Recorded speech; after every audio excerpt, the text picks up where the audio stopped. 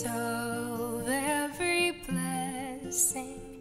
Tune my heart to sing thy grace. Streams of mercy never ceasing, call for songs of loudest praise. Teach me some melodious sonnet sung by flaming tongues above. Praise the mountain fixed upon it, Mount of God's redeeming love.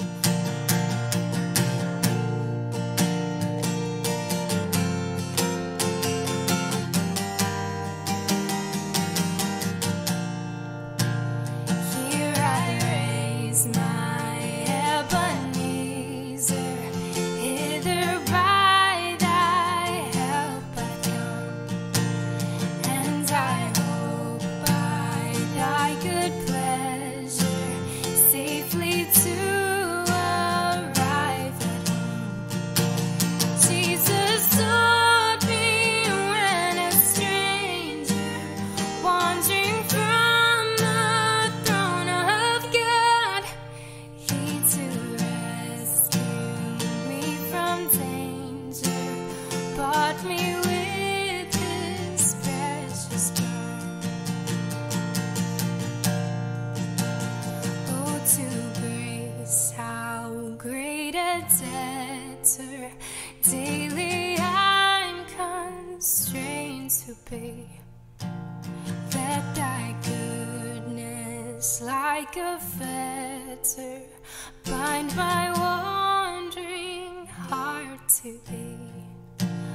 Prone to wander, Lord, I feel it. Prone to leave the God I love.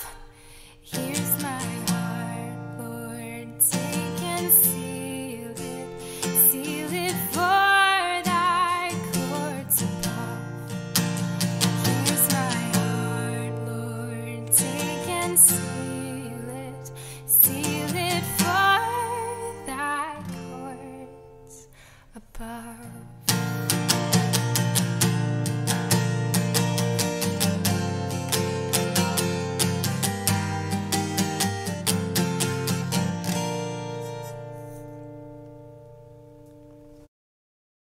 Hello po, magandang umaga po. Welcome po muli sa ating prayer covenant ngayong umaga. Ang atin pong scripture ngayong umaga ay matatagpuan sa Marcos 14, 1-11. At ganito po ang sinasabi. 2 araw na lamang at pista na ng Paskwa at ng tinapay na walang pampaalsa. Ang mga punong pari at mga tagapagturo ng kautusan ay patuloy na naghahanap ng paraan upang maipadakip si Jesus ng palihim at maipapatay. Huwag sa kapistahan at baka manggulo ang mga tao, sabi nila. Nasa Betanya noon si Jesus sa bahay ni Simon na may ketong. Habang siya'y kumakain, dumating ang isang babaeng may dalang isang sisilang alabastro na puno ng napakamahal na pabango mula sa katas ng purong nardo. Binasag niya ang sisidlan at ibinuhos ang pabango sa ulo ni Jesus. Nagalit ang ilang naroon at sila'y nag-usap-usap. Bakit niya inaksaya ang pabango? Maaaring ipagbili iyon ng mahigit sa 300 sa laping pilak at maibahagi sa mga mahihirap. Ang pinagbilhan. At pinagalitan nila ang babae. Ngunit sinabi naman ni Jesus, bakit ninyo siya ginugulo? Pabayaan ninyo siya. Isang mabuting bagay ang ginawa niyang ito sa akin. Sapagkat habang panahoy kasama ninyo ang mga may hirap at anumang oras ninyong naisin, ay makakagawa kayo sa kanila ng mabuti. Ngunit ako'y hindi ninyo kasama habang panahon. Ginawa niya ang kanyang makakaya. Hindi pa may binuhusan na niya ng pabango ang aking katawan bilang paghahanda sa paglilibing sa akin. Tandaan ninyo, saan man sa buong mundo, ipangaral ang magandang balita. Ang ginawa niyang ito ay pahahayag din bilang pag-aalaala sa kanya. Si Judas Iscariote, na kabilang sa 12, ay pumunta sa mga punong pari upang ipagkanulo si Jesus. Natuwa sila nang marinig nila ang alok ni Judas at nangakong bibigyan siya ng salapi. Mula nooy, humanap na si Judas ng pagkakataong maipagkanulo si Jesus. Tayo po ay manalangin.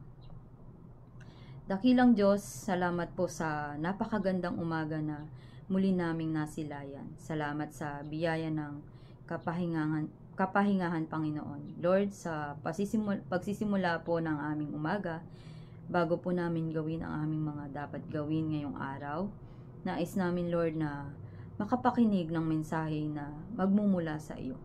Gamitin mo po, Panginoon, ang iyong lingkod para makabahagi ng panibagong aral na magmumula sa iyo. Open our hearts, Lord, mind and soul, para maintindihan namin ang nais mong ipabatid sa amin ngayong umaga. Samahan mo kami, Panginoon, at ng banal na Espiritu mo sa maikling oras na pagbubulay-bulay namin ng iyong mga salita. Ito lamang po aming dalangin sa pangalan ni Jesus. Amen. Ang ating pong maikling devotion ngayon ay tungkol sa isang babae na nagbuhos ng napakamahal na pabango sa ulo ni Jesus, na nagdulot din po ng pagpuna mula sa mga tao na naroon, nakasama nila. Ang talatang ito po ay nagtuturo sa atin ngayon kung gaano kahalaga si Jesus sa ating mga buhay. Ano po ang kaya nating gawin para sa ating Panginoon? Ano po ang kaya nating ibigay para sa Kanya? Sa atin pong binasa, sinabi po dyan na mahal yung pabango na binuhos ng babae kay Jesus. At yung mga tao po na nakakita sa ginawa niya ay nanghinayang na imbis nga naman ipagbili na lang iyon at may maaring makinabang na mahihirap na sa mapagbebentahan noong pabango na dala niya. Ngunit iba po yung naging kahulugan noong ginawa ng babae kay Jesus. Na-appreciate po ni Jesus yung ginawa ng babae dahil alam niya na ganoon siya kahalaga doon sa babae. Naramdaman po niya na yung ginawa ng babae, na mahalaga siya doon sa babae. Dahil sinabi po dyan na mahal nga yung pabango, bakit nga po niya ibubuhos lang yun sa ulo ng Diyos kung baliwala lang si Lord sa buhay niya. So, naramdaman ni Jesus na mahalaga siya doon sa babae, na kayang mag-alay ng isang bagay na hindi iniisip yung halaga o nang manghihinayang doon sa gagawin niya. Basta alam niya na makakapag-offer siya ng isang bagay na matutuwa si Jesus. Nagpapakita din po ito na kinikilala niya si Jesus sa kanyang buhay. Mahalaga at ay halaga at dapat paglingkuran.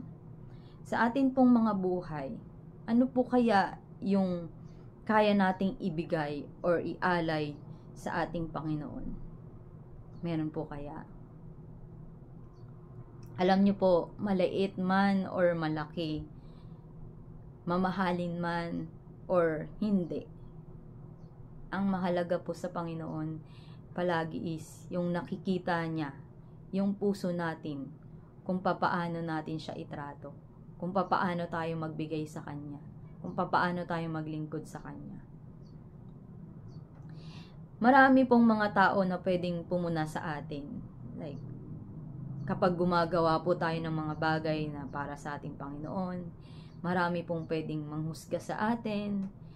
Pero, sabi ni Jesus, dun po sa kwento, sabi ni Jesus dun sa mga tao na nandoon, pabayaan lang siya. Pabayaan lang yung babae dun sa ginagawa niya.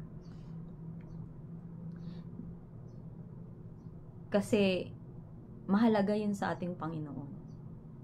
It means po kapag gumagawa tayo ng isang bagay may binibigay tayo para sa ating Panginoon, or naglilingkod tayo sa ating Diyos, or may ginagawa tayong isang bagay para sa Kanya, ipagpatuloy lang po natin yung ginagawa natin na yun. Hayaan lang po natin yung mga tao na pwedeng manghusga sa atin, na pwedeng maraming sasabihin sa atin.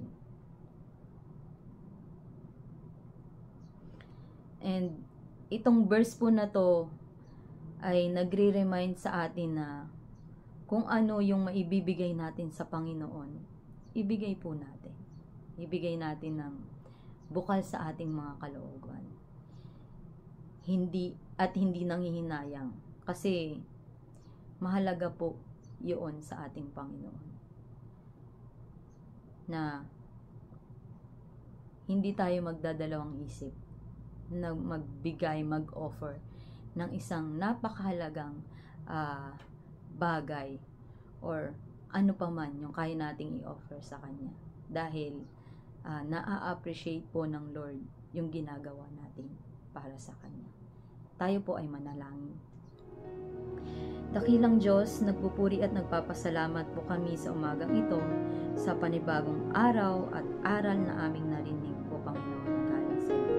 Panginoon, turuan mo kami na magkaroon ng puso na kayang magbigay ng isang pinakamahalagang bagay na meron kami. I-touch mo, Lord, ang aming mga puso upang mas makapag-offer kami, Lord, ng mga bagay na mas nakakalugod sa iyo. Patuloy mo kami, Lord, na kausapin sa pamamagitan ng iyong mga salita, upang sa ganun ay patuloy ka naming makilala sa aming mga buhay. Lord God, sa pagpapatuloy po ng aming araw ngayong umaga, hinihiling ko po na patuloy mo kaming gabayan at ingatan. Patuloy mo din po kaming i-bless at nang sa ganun, Panginoon, ay maging patuloy kaming pagpapala sa iba. Lord God, sa araw po na ito, binabalik po namin ang papuri at pagsamba sa pangalan mo. Ito lang po aming dalangin sa pangalan ni Jesus. Amen.